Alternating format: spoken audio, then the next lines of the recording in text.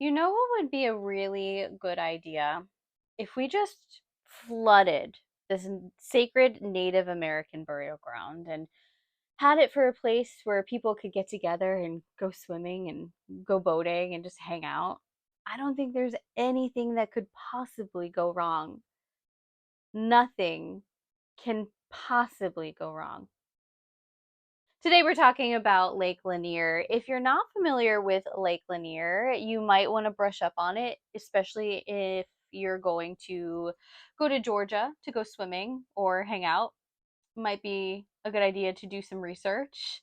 So, with that being said, get comfy, snuggle up your cat or dog, and let's get into it. Lake Lanier is a 26-mile long reservoir built in the northern part of Georgia. It looks beautiful. The water's clear. It looks like it would be just a wonderful spot to kind of hang out and relax. It is a man made lake that was filled in 1956. The purpose of Lake Lanier was to provide hydroelectricity, navigation, water supply for Atlanta, as well as kind of take the flood runoff from the Chattahoochee River. I will give you a minute to get your giggles out because I might have to say Chattahoochee a couple times. A lot of people visit Lake Lanier, and there is a good portion that just never come back. It isn't a huge surprise that with the large amount of people that visit a body of water and, there's most likely drinking involved, that there are going to be some casualties. However, there are much larger lakes that draw in way more people that only have about a third of the deaths that Lake Lanier have. Is it a string of horrible accidents? Is it people just being more careless? Or is the lake cursed? Why would a lake be cursed? Well, let's get into the history of Lake Lanier before it became a lake. Lake Lanier was once a town called Oscarville. Oscarville was built in the 1800s and it was a absolutely thriving black community. They had prosperous businesses, churches, their own schools. They even did really well with farming when the surrounding areas were struggling. In 1912, a 19-year-old white woman was found right outside of Oscarville in the woods, and she was presumed to be raped and brutally beaten. Maycrow later died of her injuries. This was the start of an absolute violent race war. Men were lynched in the streets, homes were vandalized, they were set on fire. There was a preacher that was trying to stick up for his community, and he was drawn to the middle of the streets and just jumped by a bunch of white men that just brutally beat him. Luckily, the preacher did survive. A lot of the community lost their lives, and within a few months, 98% of the people that once lived in Oscarville were either forced out or killed or just left for their own safety. The residents that didn't want to be intimidated and literally had nowhere else to go stayed, and they were threatened with their lives if they didn't leave. A lot of them were forced to sell their house for a fraction of what it was worth. Some of them sold that didn't even get any money. Due to the growing demand for a water supply for the neighboring town, the Buford Dam was proposed. The dam would regulate any flooding in the area, and then Lake Lanier was created. The remains of Oscarville was completely flooded in 1950. Oscarville wasn't the only town that was flooded. There was a lot of neighboring towns as well. One of them contained a very sacred Native American burial ground. And in order to kind of evacuate the area, people were in charge of digging up these bodies. They were very careless with doing so. Now, I don't know if you remember the last two videos. We kind of talked about how in so many cultures it is disrespectful to disturb any person's final resting place.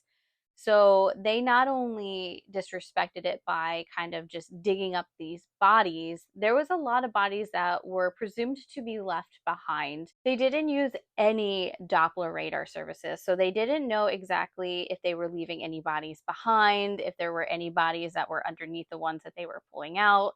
They were kind of hitting bodies and disturbing their skeletons, and it was just not a well thought out plan, that's for sure. They did not clear out the area either when they were flooding these towns. They left churches, schools, homes, a racetrack. They left cemeteries that they just kind of didn't even touch. They didn't even try to relocate these bodies. They just were like, man, we're just going to leave those behind. Thousands of animals were drowned out when they were filling the lake. No one knows exactly the exact number of abandoned bodies that they left behind and the corpses left in burial grounds, but I would assume that would be a wonderful recipe for a curse. Now, in Lake Lanier, multiple large boats have actually capsized. The captains or the people on the boat claim to have hit something very heavy and large while being in the water, but when it was investigated, there was no evidence that this actually occurred. Crazy storms have broken out in the middle of just like nowhere.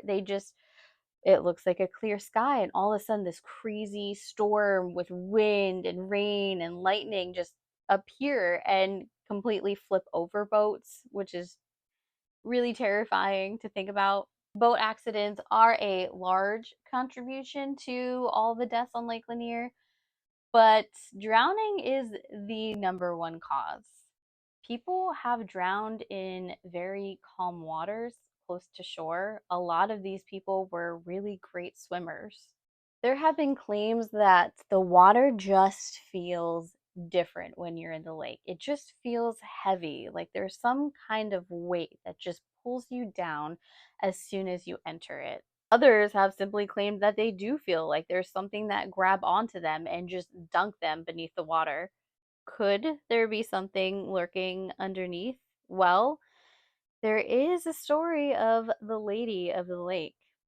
In April of 1958, Delia Mae Parker Young and her friend Susie Roberts was driving Susie's 1954 Ford across the Lake Lanier Bridge. Suddenly, for no reason that they could figure out, the truck left the bridge. There were skid marks that were left behind, and the girls' bodies weren't immediately found. Divers immediately entered the lake searching for the women, hoping that they would be found alive. Susie or Delia were never found, as well as the Ford.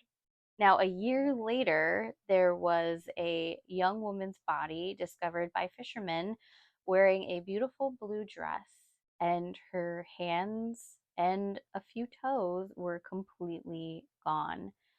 They presumed that it was one of the girls' bodies, but because of decomposition, they didn't know if it was Delia or if it was Susie. So they kind of just assumed that the other woman was unfortunately dead as well.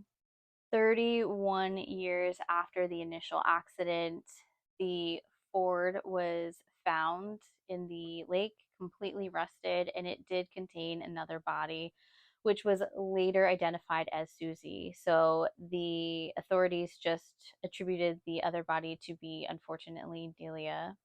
There are countless reports of a woman wearing a beautiful blue dress walking across the bridge, as well as people have seen her while they go underwater. They feel like there's somebody kind of pulling them down, and when they open their eyes, they just see this half decomposed woman with no hands staring back at them.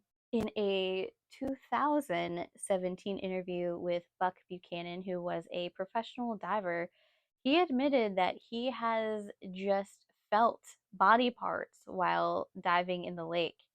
He says he reaches out into darkness and he can feel hands, he can feel legs. Whether they're actually there or if it's some kind of apparition, I don't know if we'll ever truly know. It's kind of like there's these underwater soldiers trying to recruit new members. And I don't think I can think of anything scarier than just being in dark water where you can't see what's around you and just feeling a hand reaching out to you. These stories are not just being told by a few unlucky, maybe crazy individuals. There are tons of accounts where people are talking about feeling pulled, feeling like they're being grabbed, and there's nothing that they can see around them. There have been a number of suicides and murders on the lake. On January 5th, a man named Kelly Nash complained to his girlfriend that he wasn't feeling too well, so he wanted to kind of sleep off his flu-like symptoms. His girlfriend woke up around 7 o'clock later that night and couldn't find Kelly anywhere. She saw his personal belongings were left, his car keys, his wallet, his IDs, but there was no Kelly. So she obviously grew very concerned and reached out to the authorities immediately. A month later, Kelly's body was found at Lake Lanier, floating to the top. Obviously, it was decomposing. He was still wearing his pajamas that he was wearing when he fell asleep with his girlfriend. Nothing changed, and he had a single gunshot wound to his head. How Kelly ended up in the lake is a complete mystery. How he got there, what happened to him, and who did this is still unsolved. Some people speculate that Kelly was dealing with some kind of depression and he took his own life, but most people just don't buy this because of the all of the things that he left behind. And again, how did he even get to the lake is still just nobody knows. Another really creepy story was there were two fishermen on the boat and they were approached by some kind of floating white raft. There was a dark, shadowy figure on the raft, and he was carrying kind of a pole with a lantern attached to it.